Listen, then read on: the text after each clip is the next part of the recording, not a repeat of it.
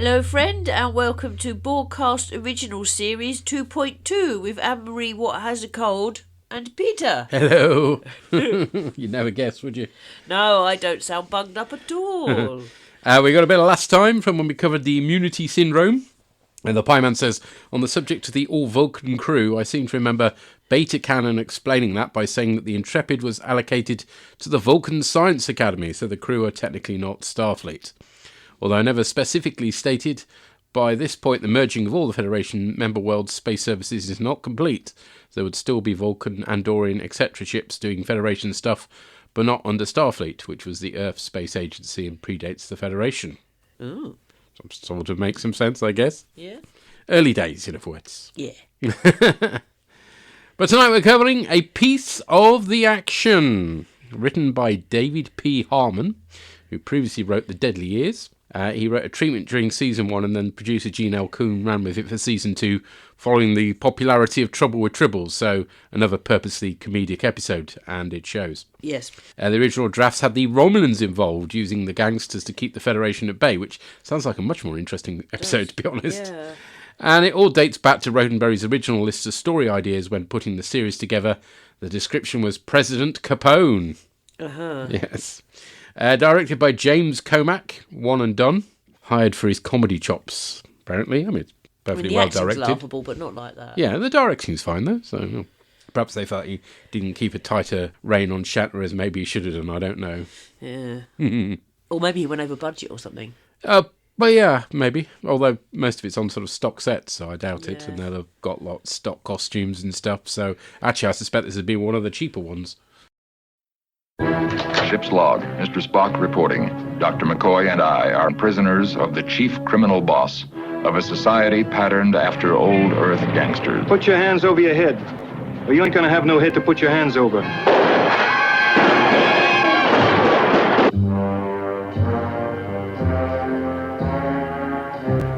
You want to live, don't you, Kirk?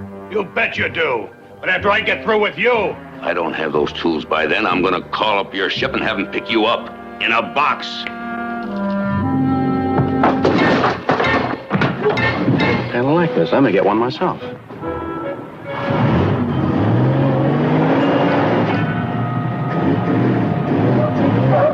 Daddy! Daddy! Wait a moment. What have they done? What have they done to you? What have you done? Okay, Pally, we're going for a ride.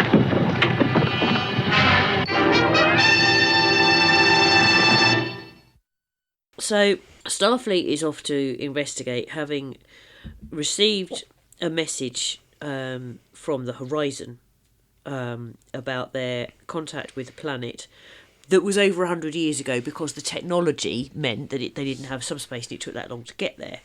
So the Enterprise is off to go and investigate. This dates from before the non-interference directive, so as McCoy puts it, they're there to go down and recontaminate them. Yeah. Complete with phasers and communicators, because, that's a bright idea. Again. Yeah. How many times? So they've requested official contact, and Kirk ends up speaking to Boss Oxmex. That's a weird name, isn't it? It sounds like a feed for cows. At the time that Horizon visited, the culture was at the beginnings of industrialisation. They land and it's the 1920s, and there's people with heaters. Yes, they've beamed down to the Paramount lot. And of course it's the 3 senior officers, of course. Yeah. So then they're sort of, held at gunpoint, but then there's a shootout, a hit and run. Yeah, they're held at gunpoint by Carlo, who's played by Lee Delano. It was in Taxi, Mission Impossible, Batman, and The Flying Nun!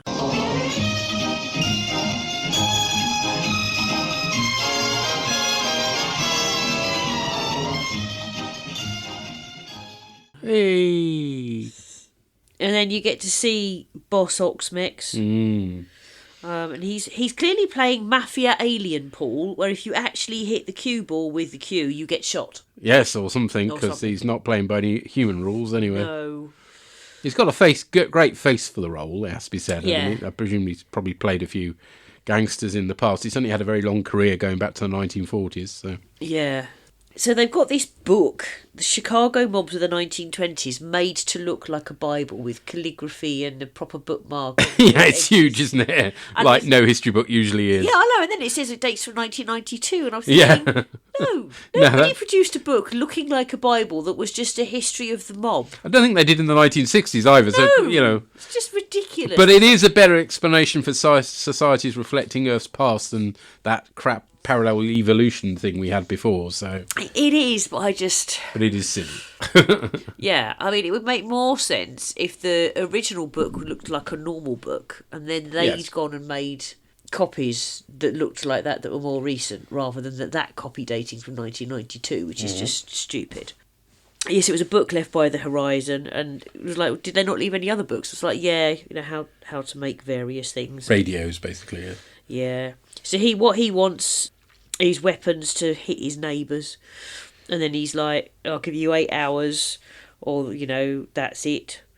And then he uses the communicator badly to call Scotty. Sort of says, you know, you've got 8 hours, or, you know, you've got to give me all the heaters and the men to operate them. So then Kirk and Spock and McCoy are captured and taken to a room where they're sort of... They're not really... They're held prisoner in a way, but basically the guards are all, like, playing cards. Yep. So Kirk blatantly makes up a game called Fizbin, and it's really convoluted, and it's really obviously made up, and eventually he turns the tables and has a fight. Why did he not have the fight sooner? Why do we have to have all that Fizbin bollocks? Because comedy.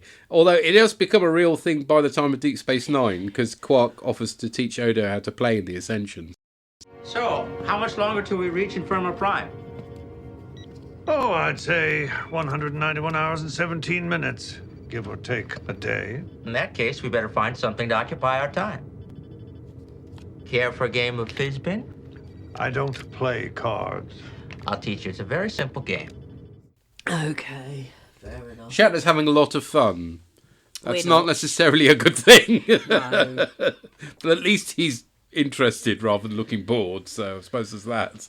So Kirk says to Spock and McCoy, you go and basically hijack the local radio station to communicate with the ship. I'm going to go and get Boss Oxmex. Except he goes to go, but he's kidnapped or bagged, as they put it. Meanwhile, Spock nerve pinches. Oh, is she a DJ? Is DJ she just putting records on? I can't quite tell. Yeah, what that was a bit she's weird, doing. wasn't it? Yeah. And then he uses the primitive radio and gets it wrong.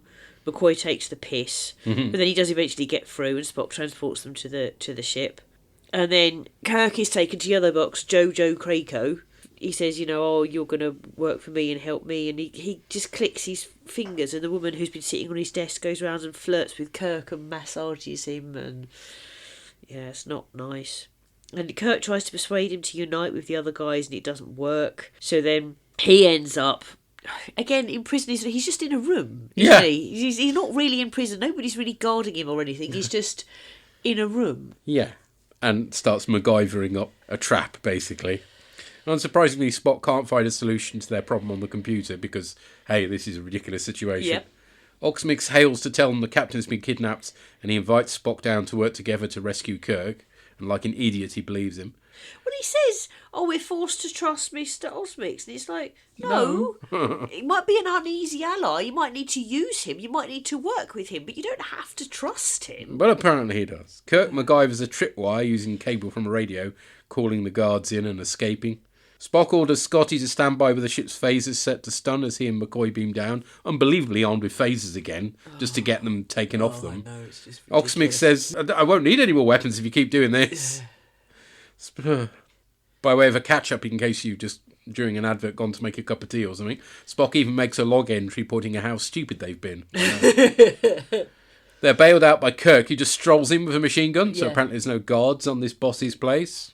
I mean, surely there'd be guards. Anyway, employing some cringy mob speak, Kirk orders two of the goons to strip. Yeah. He and Spock, now suited up, eventually get a car to start. Although the comedy reverse gear thing is something of a cliche now. Spock critiques his captain's driving. A kid rushes up asking to watch the hit, and they ask for his help to distract the guards on the door. But they're soon captured again. It gets very repetitive, this. Yeah. And doesn't show our crew in a good light, it has to be said. In full gangster speak, Kirk announces they're taking over. It's amazing that Krakow puts up with this. Kirk hails the ship, and there's a nice smile from Uhura in response to Kirk's gangster talk. They beam up Krakow, and Scotty fails at gang speak. They repeat the reversing the car gag, which, is more than a bit feeble.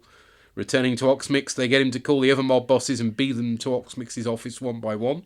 And Spock gets in on the gangster speak, which is more than a bit painful. Kirk announces a Federation takeover, but has to prove his strength. Handley Krakow's boys turn up to make a hit, and Kirk orders the phaser strike from the Enterprise. Kirk volunteers Oxmix as top boss and says he'll be back every year to collect a 40% cut, which Kirk later claims will be put back into the planet's resources or something. Don't want to look into the economics of that. I mean, without a proper government, that's going to be quite interesting. Back on the ship, McCoy is concerned he's left his communicator behind. And all in joke, Kirk suggests that having gained that level of technology, the Iosians may turn on them in the future. Ha ha ha ha! Or something. Yeah. Seriously, shouldn't McCoy be facing sort of disciplinary court-martial? Yeah, you would think.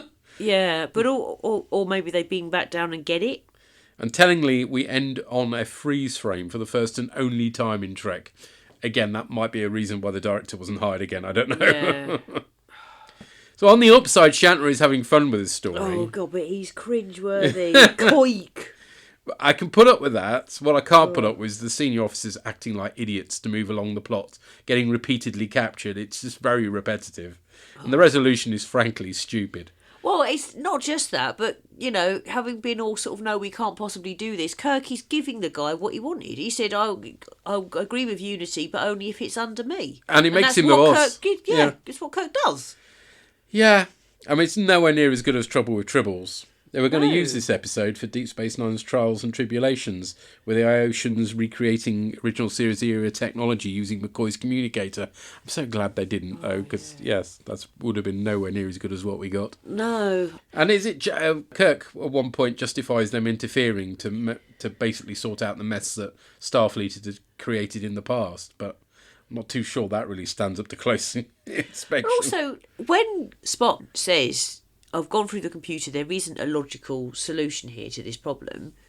So why doesn't Kirk then beam up and then they fuck off to then get more advice as to what they should be doing? There must be experts in the Federation that can something else. Work out something that's a bit more reasonable. Rather than, we're here now, so let's make it worse or something. Yeah, or just turn it into a gangster monarchy, basically, is what they've left it as. It's ridiculous, because once they've got the power, they should beam up and go away and leave them to themselves, possibly coming back later with a solution if there is one, but certainly what's to stop them beaming up so they're all safe, contacting Starfleet for advice. Yeah.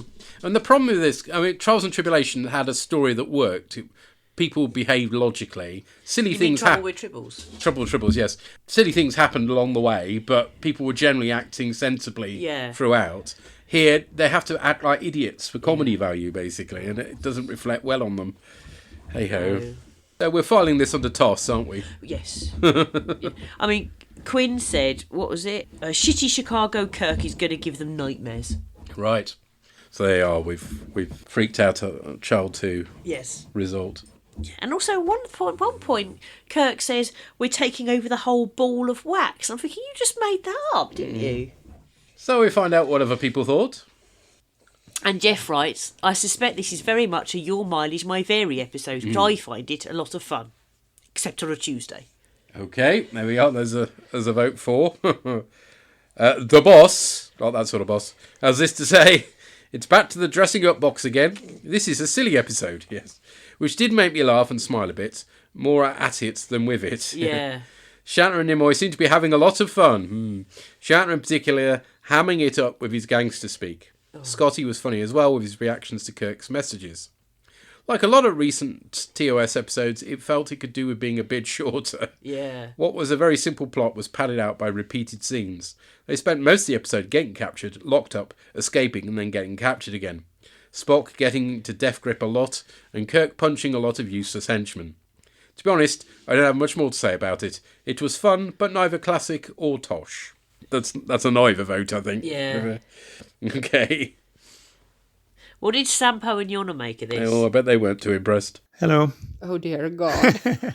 Well, we just watched a piece of the action. Don't. Okay, no, that's where the accents end for this feedback. Yeah. Thank you. So, yeah, Mafia Planet. Why not? But I mean, it was very, very silly. It was stereotypical. Well, yes, but that was sort of the point. If the whole society was structured on a book written in '92 about the 20s Chicago Mafia, which I guess held sort of phonetic instructions on how to talk the accent and how to build automobiles and all that. Yeah.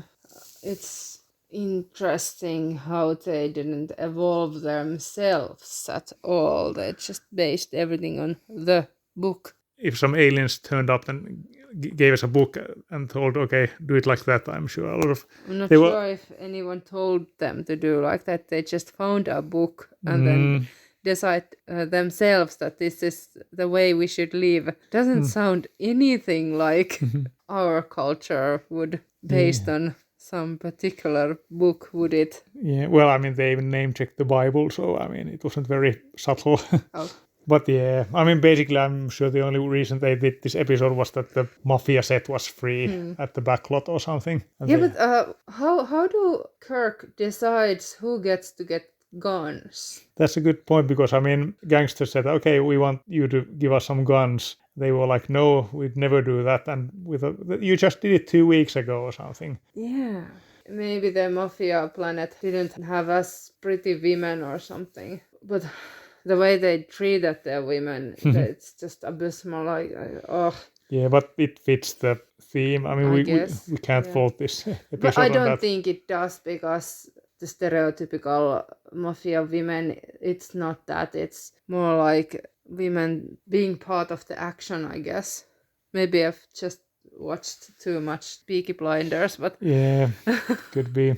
But basically, I mean, this episode was a series of sketches almost. Then we got to see Spock in a suit, which... That's... Yeah. More, please. Yeah, you were also like, ooh. I mean, I guess it was melted a lot of hearts in the 60s, I'm sure. Well, it was basically a comedy episode. I mean, there was the boy with the knife and Kirk driving a car. Badly. Yeah, and then, I mean, then the episode just sort of ended with a plan that really wasn't very logical at all. Well, but I guess Kirk knew what the logic was that he had to use with the gangsters. I mean, the more you try and think about it sensibly, I mean, it just doesn't work. I mean, you aren't supposed to think that this is actually realistic or anything. Seemingly, you just have to behave like one to defeat one. Something like that.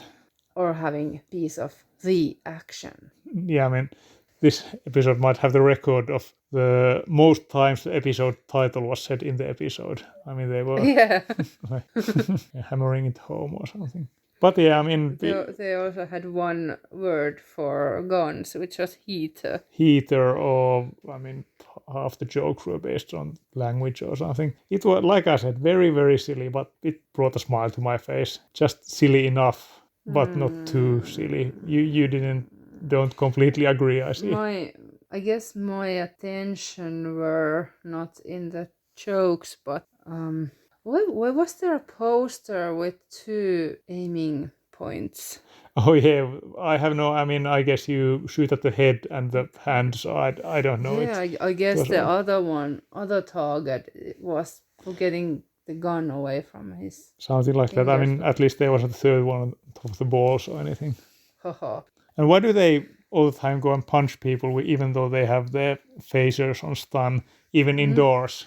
They are so irrelevant with their guns. Like, sometimes they do use them, sometimes they just detain people, sometimes they just drop baskets and yell help. Yeah, and sometimes at least they didn't blow the gangsters up with antimatter, so it's an improvement on the last few episodes. True. Yeah, okay. Like, who runs to the room when somebody just yells help and it just... Yeah, boing. Great sound effect. But yeah, I guess I think that's a good place to end it. So to the boing. Yeah, exactly, boing. Boing. Let's see what happens next week. Yes, boing. Okay, bye-bye. Bye. Bye. I think that was a split vote there, Yeah. I suspect. But you're right, at least they didn't blow them up with antimatter. Yeah, some non-antimatter solution for the first time in 2 weeks, so hurrah. It was very much a series of sketches, really, wasn't Yeah. it? There's a bunch of ideas. They thought, oh, well, let's just string this together in a vague sort of plot. And very much not consistent with a private little war, you're right, where Kirk was quite happy to arm both sides. But, yeah, it was indeed a very old history book they had that described exactly how cars work and all that stuff. Yeah. Well, he did say there was some other books, so I guess one of them might have been a Haynes manual or something. But anyway, thank you, guys. Thank you. Next up, it's the Llama God. Longest look, Scotty, fixie tree, Jack, fixie tree. As I walk through the valley of the shadow of death, I take a look at my life and realise there's nothing left. Now, this is an episode that is it classic? Iconic? It's certainly iconic, isn't it? And probably one of the better remembered ones as well, so I guess it is a classic one. It's certainly not toss, this one. This is most certainly a welcome change of pace for the last couple of weeks that have been huge galactic threats with a lot of personal stress and doubt and despair, so yeah, this being a funny episode has been a really nice breath of fresh air. It may be a little bit overlong, and I guess it's a little bit repetitive with a constant capture and escape, but when you think about the format of the show, that this was airing on network television with advert breaks and everything, I'm sure it probably wasn't quite as bad as just watching it uninterrupted in one sitting, so yeah, I'm going to forgive it for that one, actually. It's a really nice spin on the whole parallel evolution thing that Star Trek actually hasn't done that often, as I believe we've actually thought about it, despite the number of episodes we've covered so far, which makes it quite a surprise and a refreshing one that it's actually going to spoof that whole concept that it's only like 2 years into. It's kind of almost Lower Decks before Lower Decks was a thing, and it shows that the show is at this point confident enough that it can actually poke fun at itself a little bit, and it gets away with it, mostly on the strengths of the performances of the cast and crew. Having mentioned Lower Decks, yes, this episode does prove that Starfleet does really need a project swing by. I guess I can understand with a large organisation how some of the planets visited might have been lost a little bit in some paperwork, so yeah, they should have really come back here sooner, shouldn't they? But never mind, it's okay, because the Enterprise is there, and yes, the planet has a need, it has a need for arms, and I'm sure, given recent events, I'm sure the Enterprise would be really happy to supply arms to the planet, although I guess because none of them are Kirk's friends, or he doesn't want to bang any of them, they might not try and do it instead. Yes, I'm looking at you, A Private Little War. But again, that's another marked difference between a previous episode, is that yes, there we had the rather justified and necessary tortured pontifications on arming both sides in the war. Here, it's just played for laughs. And yeah, okay, there's room in television to do that, so they got away with it, so why not? And if anything, the solution that Kirk comes up with at the end of this episode is a lot more interesting than the solution to A Private Little War, where he just goes, yeah, well, we'll give them guns then. Or maybe not, we don't know, we'll just fade out before the end. The fact that he makes them think the Federation are coming in to take over, it's an interesting one, because it's talking a language these guys understand, and it gets them to cooperate. He wasn't going to beat them in the marketplace of ideas by just trying to be noble and good. They weren't there for that. So yeah, it's a really nice spin on that, and I really appreciate that. Spock does, of course, question the logic of leaving criminals in charge, but then you have to ask the question, has he seen Earth in the 2020s recently? Because yeah, it's not the first time that kind of thing's happened, has it? But where this episode succeeds really is it's in the comedy, and it is all about the comedy. Some of it's a bit broader than others, some of it a bit hit and miss. I mean, the driving gag, yes, it's funny the first time, gets a bit tired towards the end, but as ever, it's all about the performances, and Shatner does a really good turn of comedy here, even if it's a little bit over the top in places. But his introducing Noxx's goons to Fizbin was hilarious. I just love that whole making things up and them trying to keep up with him, his general exasperation. But the real star of the show, as ever, of course, is Spock, at being the straight man to Kirk and not quite getting there, but doing his best to pick up on what's going on as fast as he can. It's just great. I especially love the bit where Kirk says, tell them the odds, I've never calculated the odds, and the way that Spock just mouths along astronomical as Kirk repeats the line from earlier. It's just great. There's some really great comedy from Len and Nimoy there, and it's just really good. I think the only downside really about this episode is how much it focuses on the main three and doesn't really give a lot of the rest of the crew a chance to contribute, which is a shame. Yeah, James Doohan gets a little bit, but he basically kind of gets Spock's shtick as well, which is just slightly less funny and successful. It's not as bad, it's just not as good as Len and Nimoy's stuff. So yeah, it's a bit of a shame for that, but I guess this is the year of Trek we're in now. We should come to expect these kind of things. So yeah, as I say, it's a welcome change after the last couple of weeks, a nice change of pace. Does it indicate a general change in direction for the series as a whole? Well, I guess we'll find out soon enough, won't we, really? But yeah, I very much enjoyed this one. So as ever, I'll be interested in finding out what everyone else made of these things. Hope that no one else is too inconvenienced by having to deal with facts. And until next time, glory to yous and your cast. Thank you kindly, sir. Certainly a change of pace, can't disagree with that. Yeah. I think arguably it's a bit too far in the wrong direction. There we go. But clearly you enjoyed it. I did enjoy Nimoy's performance a lot more than Shatner's. It was rather more underplayed and therefore funnier as a result, but yeah. I didn't find Fizbin hilarious at all. Yeah, I guess mileage varies is what we're finding out with this one, unsurprisingly. Like Jeff said. Yep. What did Drew and Tracy make of this? So we just watched a piece of the action. We did. And what do you think of that one then? It's good. It was quite exciting. Yeah, it's good stuff. I'd go as far to say it's a classic. Oh, really? Yep. So they beam down. Yes. Onto a planet that has kind of received the book. Yes. of the 1930s gangster. Yeah, 20s, 30s, yeah. 20, yeah, and that's how they're kind of living their life. And then I Yes. kind of lost the plot from there. It's always sat a bit like funny with me. This so what's the book explains everything. It's got like how to play pool, and it's got like pictures of the pool table and the clothes how and they how should they act. speak. Yeah. It must be a pretty good book. Well, it was published in 1992. 92. Yeah. Yeah, that's a good year for That book was the publishing. year. Yes. Hey, this episode's a bit like the one earlier with the Romans, isn't it? Bread and circuses, isn't it? That one was like, it was all based on the Romans, wasn't it? It's a similar kind of episode. Yeah, this just kind of like, I don't know what it was. It just couldn't get with it. I just kept thinking, what? It's a comedy episode, I think. It's a lot of it's comedy, and it's also just it's silly and comedy. Yeah. The amount of times that they beam down or walk in and just immediately get captured again. That just kept happening again and again and again. They keep getting captured, didn't they? So Spock and Kirk come out and they get into a car. Yes. And they kind of work out how to drive it. Well, they turn the ignition on, Yes. and then like Spock says, "Oh, there's a clutch there." Yep. And then for comedy value, like obviously they go backwards. Yes. But then Kirk can drive it, not well, but Yes. he can drive it enough to get them somewhere. It took me about 3 lessons to get my biting point. We saw Kirk. He used to drive a car, didn't he, when he was a kid? Oh no, that's Kelvin Universe. Yeah, what are you isn't talking it? about? Exactly, yeah. The other thing that I've always thought about is like the book that explains everything, like how they dress and everything and how they talk. But does it explain it? Or Well, just, I don't know. That's it's the just thing, like a Bible, isn't it, almost? And they do refer to this as a Bible. Yes. The other thing though is, I just in this situation, I refuse to believe them with all that advanced technology can't sort the situation out. I Yeah. guess they do in the end when they're beaming up, and I love the Enterprise being able to phaser, stun a whole block. That is brilliant. They need to use that more. Yeah. At any time anyone gets captured in Star Trek from now on, they need to just phaser the whole area. But why is like, it a stun green 'em. beam? Because Oh, I when don't know. you Well, have that's- when they have like a yeah. hand phaser, it doesn't No. fire out a green beam, does it? No, but they need to use that more, don't they? Yeah. But I just find it hard to believe with their advanced technology they can get out of any situation. But I guess it's just a story, isn't it? We have to give a bit of kudos to Scotty for like understanding the Yeah. Kirk code. It's comedy. It is a comedy episode, this, isn't it? That was funny, and like they made reference about 3 times to what's wrong with your ears. Oh, sorry, go on. I was just going to say, because in other episodes where like Spock beams down, they kind of have some kind of headband yes. around it, don't Yeah. they? But Well, in this, they know- didn't. They know that they've already been contaminated. They know that the Federation's around and they're aliens and that lot.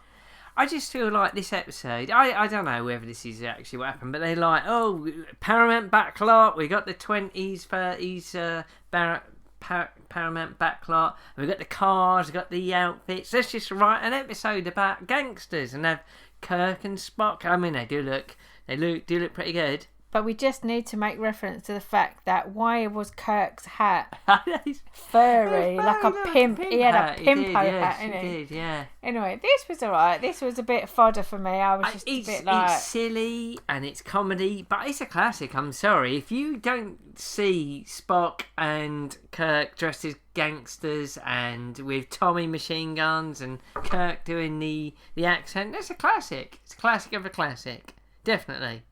Let's see. It is. 100%. Right, calm yourself down, love. Okay. Alright, leave it there. Okay. See you later, guys. Bye. Bye. Bye. I'm not actually clear whether you enjoyed that or not in the end, because there were plenty of criticisms, but on the other hand, you seem to be having a way all the time with it. So, yeah, okay.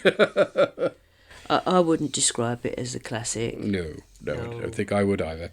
Far too silly. And that book wasn't so great because it clearly got Paul wrong anyway. Yes, it did. It wasn't right. And in terms of how quickly can Kirk drive a car, I never passed my test because I didn't get the hang of steering. But it didn't take me that long to do the sort of work out the clutch and the rest of it. Although I suppose I had somebody telling me, I guess, that if you don't... Yes, exactly. It's a bit different, isn't it? Yeah, if you don't have someone telling you, then you're not going to understand the whole clutch thing, are you? Because like most modern cars these days don't have one. So in whatever year it is that they're in, what year are they? As I say, well, automatic manual gearboxes were never that big in the States anyway, so it's not surprising that Shatner doesn't know. I mean, by the time they get to the 24th century, they're not going to have them, are they? So, no. Well, apparently they don't have cars, so... Hey ho, right. Except for that stupid thing that Picard drives in... Oh, God, yeah. Nemesis, yeah. Oh, boy, I wonder if that was an automatic or a manual. Anyway, I'm not going to worry about that. No. Well, the last word comes from the Pie Man. Let's see what he thought of it. Hello, Orgs. Parry here, back at his desk now to talk about... Oh, God, can't remember the episode's name. Ah, thanks, sweet. Yeah, the episode is a piece of the action. This episode's silly. I'm not going to say that's a bad thing. I am just going to put that right out there. So, I quite like the way they actually did explain why they weren't obeying the Prime Directive when they beamed down to the planet of gangsters. Why they phoned them up from space to say, hi, we're from space, can we talk to the boss? It's because they were contaminated by an earlier ship which didn't obey such things. But sadly, it left a book of gangsters of New York, and they decided to live their lives by that. Now, this is again a bit of a cost saving, because while there were a lot of extras actually, which must have cost a bit, largely this was using existing props, studio backlots, costumes, etc. And I mean, the plot's really nonsense. Yeah, they're trying to undo just stabilize the society, but it just involves them basically. They get captured and then they go around a bit and get captured. Then they get captured a bit more. Then they abduct other people and then they get captured. And there's an occasional shootout and a lot of people dressing up in kind of 1920s suits and speaking like people from oldie-timey gangster films. See? And yeah, that's basically the plot. So, there's not much to it. But everyone seems to be having a lot of fun. This is obviously where the origin of Fizbin is, the nonsense card game Kirk makes. In that particular escape, there's a bit that just entertained me. He goes running out down an alleyway, and for some reason there's a tiny box in the middle of the alleyway which he has to leap over. I like some of the details. I like the fact that the two gangs had kind of slightly different looks. Was it Krato? His gang, they all had like straw boaters and bow ties. So I did some neat wee things like that. And obviously at one point Kirk solves the problem of a gang shootout with an orbital strike. Okay, it's phasers and stun, but it does actually, it's always been one of those things when people say, Federation don't have a good ground game. It's like, if they've got a ship in orbit, they can just stun everyone. It's actually amazing we don't see more of that done elsewhere. But yeah, I mean, it does have some weird stuff. The Kirk Spock driving stuff was great. I did like, in general, Spock's actually on top form in this one, sort of rolling his eyes, but the stuff about being terrified of Kirk's driving was a nice little touch. That brought me a lot of joy. And yeah, it is that slightly weird thing that Kirk's solution is to take over the planet. He literally conquers a planet by accident. Well, not even by accident, quite deliberately conquers a planet. And I presume that's going to be an interesting report to Starfleet. So yeah, I mean, overall, this, when he conquers it, he basically says, yes, we will, it does sort of fit taking it into the way they're understanding the world, but it still does sit at the point Kirk conquered a planet, and all he wanted was for the Federation to get what's the phrase again? Thanks, Meatloaf.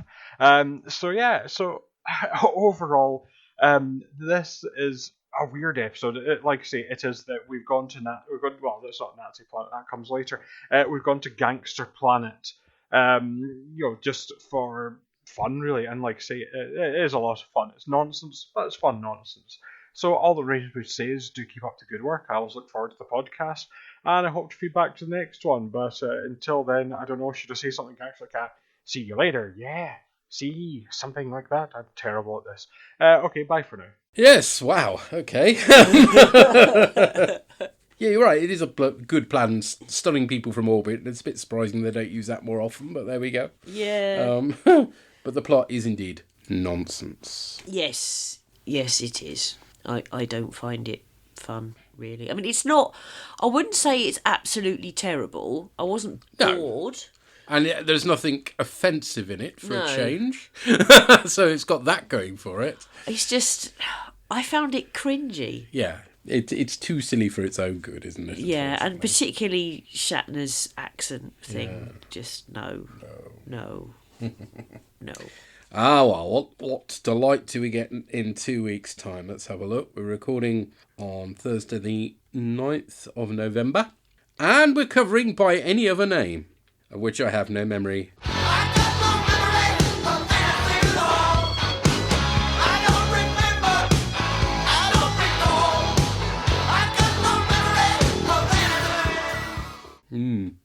No, that was no one where I looked at the picture of Memory Alpha and went, no. Okay. But there we go. Having actually watched it now, I can tell you there's nothing offensive in that one either, so you can relax, folks. Right, well, we'll find all about that in 2 weeks' time. Till then, take care. Cheery bye, yous guys. The Star Trek theme was written by Alexander Courage, and here was arranged and performed by Drew Barker. The artwork was created by Andy Palastides. All music referenced is for illustrative purposes only, and no copyright infringement is intended. Find our website at borgcast.libsyn.com. And we have a YouTube channel as well. Send emails or MP3s to borgcast@gmail.com. Or you can find us over on Mastodon. Our addresses are on the show notes for this podcast. Shut it down!